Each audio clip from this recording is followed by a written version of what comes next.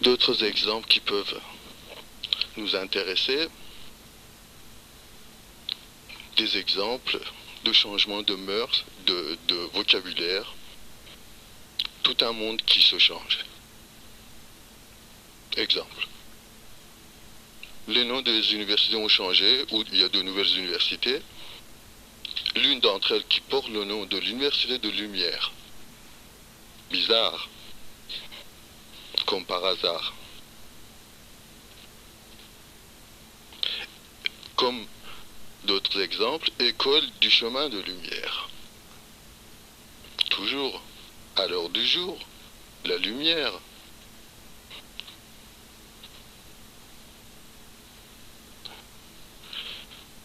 Les noms des rues aussi ont changé. Le plus grand boulevard de Téhéran, qui s'appelait avant au nom du Shah d'Iran, maintenant, il s'appelle au nom du maître du temps. Plus de 20 kilomètres, le boulevard porte le nom du maître du temps. Qu'est-ce que c'est du maître du temps? C'est l'imam du temps, de Jésus, le maître Yah. Voilà. Et d'autre part, j'ai essayé d'écouter et un petit peu d'examiner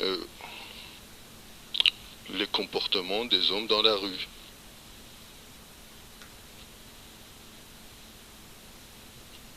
Selon toi, l'ami, c'est tout ce que tu viens d'exprimer, là que tu as vu dans ce pays, donc l'Iran, est le signe que ce pays lui-même n'est pas si obscurantiste que ça. Que ça. D'accord, donc il y aurait, dans ce que tu exprimes, et d'ailleurs quand tu as posé la question, quand je prononce le mot Iran, quelles sont les associations mentales qui se révèlent? Quand je dis le mot, par exemple, conscience, lumière, vie, intérieur, quelles sont les associations que nous avons aussi dans le cerveau qui viennent automatiquement? Là, il est tout à fait important de voir tous les automatismes mentaux qui nous viennent dès qu'on prononce un mot, dès que l'on fait un geste. Tout à fait. Ça, c'est capital. Et puis j'ai pu relever quelques indications dans le comportement ou dans le langage des hommes de la rue, tout en étant très attentif à leurs paroles. Par exemple, j'étais une fois dans un café, dans un restaurant. À côté de moi, il y avait un groupe de 3 jeunes qui se parlaient. Et comme par hasard, le sujet de leur conversation se portait sur le mot souffrance. Alors là, j'étais plus attentif, sans qu'ils puissent me remarquer. J'entendais à peu près, j'étais à 3 mètres, 4 mètres d'eux. Donc ils disaient, en fin de compte, c'est grâce à la souffrance qu'on grandit. C'est grâce à la souffrance que moi, qui suis rien, je deviens l'acier trempé. Pour moi, ce sont quelques indications à la question que Solaris posait tout à l'heure aux auditeurs ou à tout le monde. Ou encore dans les journaux pas ésotériques, pas religieux, enfin les journaux normaux. J'ai pu relever aussi quelques articles, genre détachez-vous de ce monde si vous voulez que le monde vienne à vous. Alors, est-ce que ça répond pas à la question principale posée par Solaris? Quelle est la cause fondamentale de notre souffrance, de nos souffrances?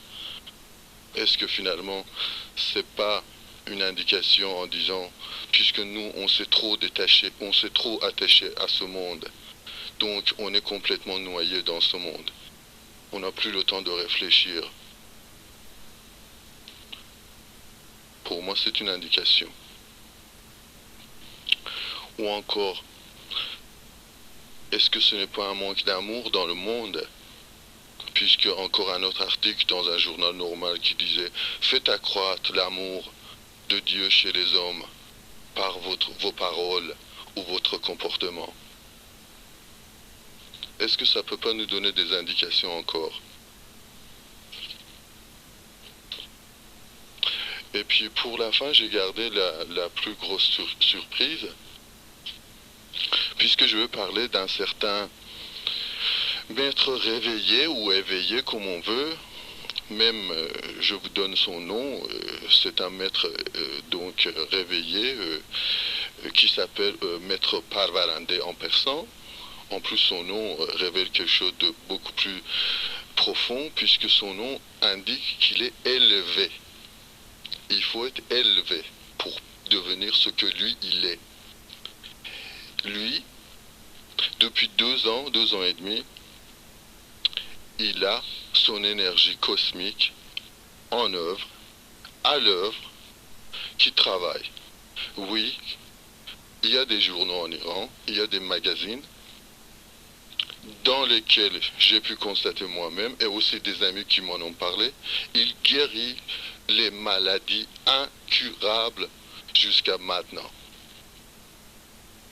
Et pourtant, lui, dans ses textes, dans son ouvrage, dans ses magazines, il explique très bien que tant que l'humain, il se limite dans son mental, tant qu'il est prisonnier de son mental, il n'y peut rien et il ne peut pas comprendre, il ne peut pas aller plus loin. Et pourtant, c'est un fait. Vous pouvez aller aussi vérifier. De partout viendront les gens le consulter pour se faire guérir. L'Assemblée des médecins aussi est présente. Mais les savants n'y comprennent rien.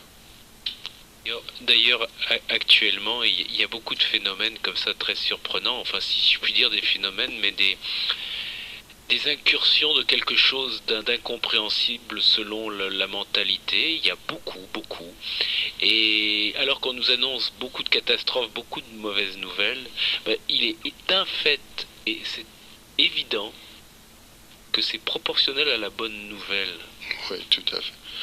Et si vous me permettez, je vais conclure en disant juste une phrase ou 2 phrases.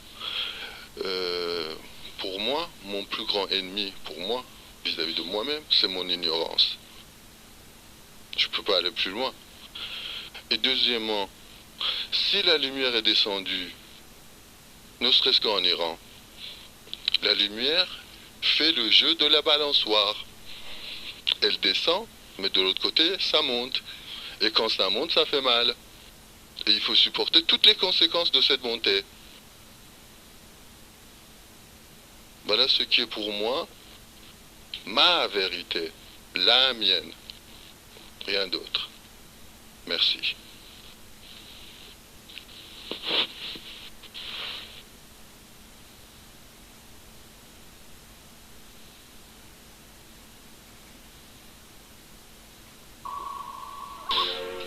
Eh bien, Solaris, tu disais tout à l'heure, quand on emploie des mots comme lumière, comme ceux que tu as employés, amis qui viennent parler, témoigner, des mots comme conscience, des mots comme retour sur soi, vie intérieure, il est vrai qu'on rencontre tout un tas de barrages très prégnants actuellement dans la presse qui nous poussent à faire des associations malencontreuses et fausses. Quand on entend ces mots, il y a le mot gourou, il y a le mot secte, il y a le mot manipulation, il y a les mots lavage de cerveau, il y a les mots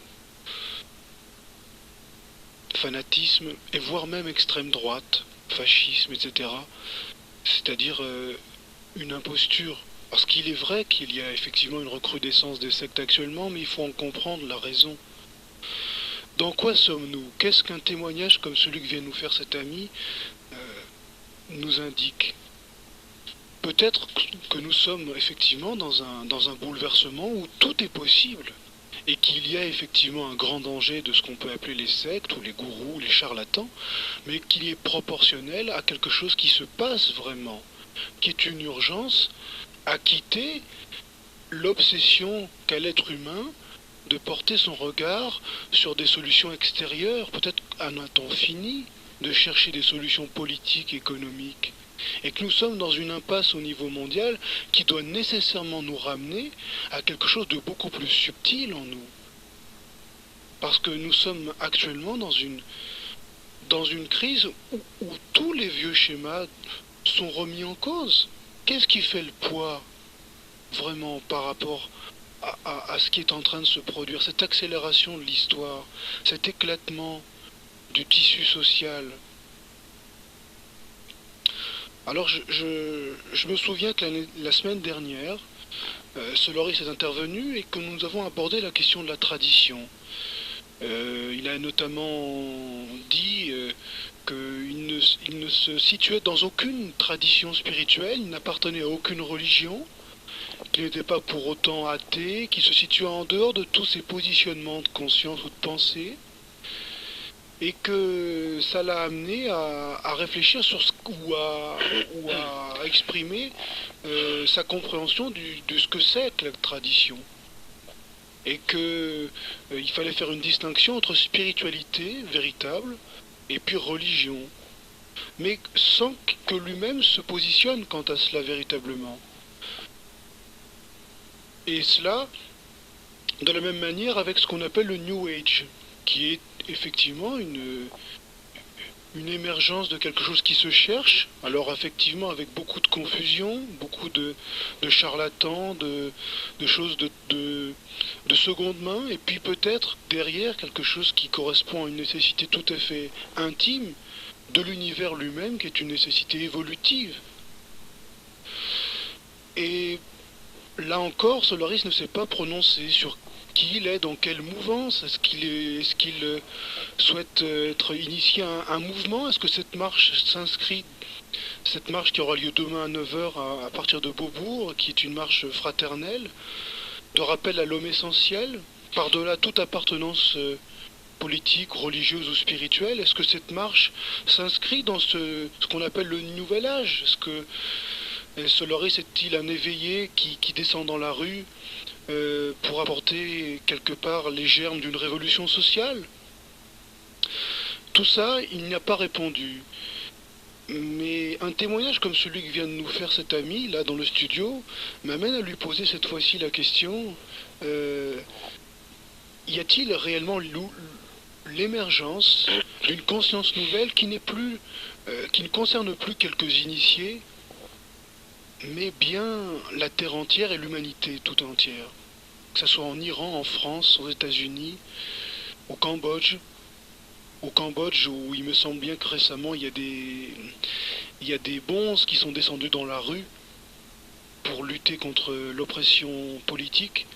Dans quoi sommes-nous? Quelle est ta vision, Solaris, de ce qui se passe? Alors, oui, quand l'homme se pose la question de sa souffrance, de sa difficulté à vivre, quand il se pose la question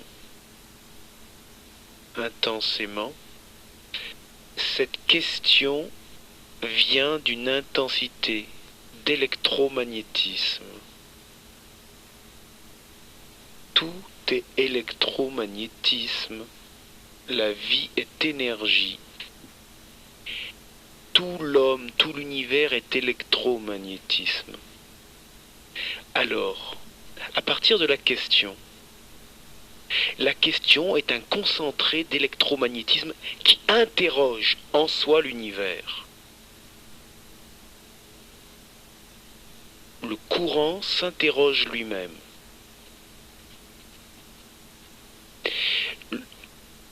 Ce courant de vie qui s'interroge lui-même à travers l'être humain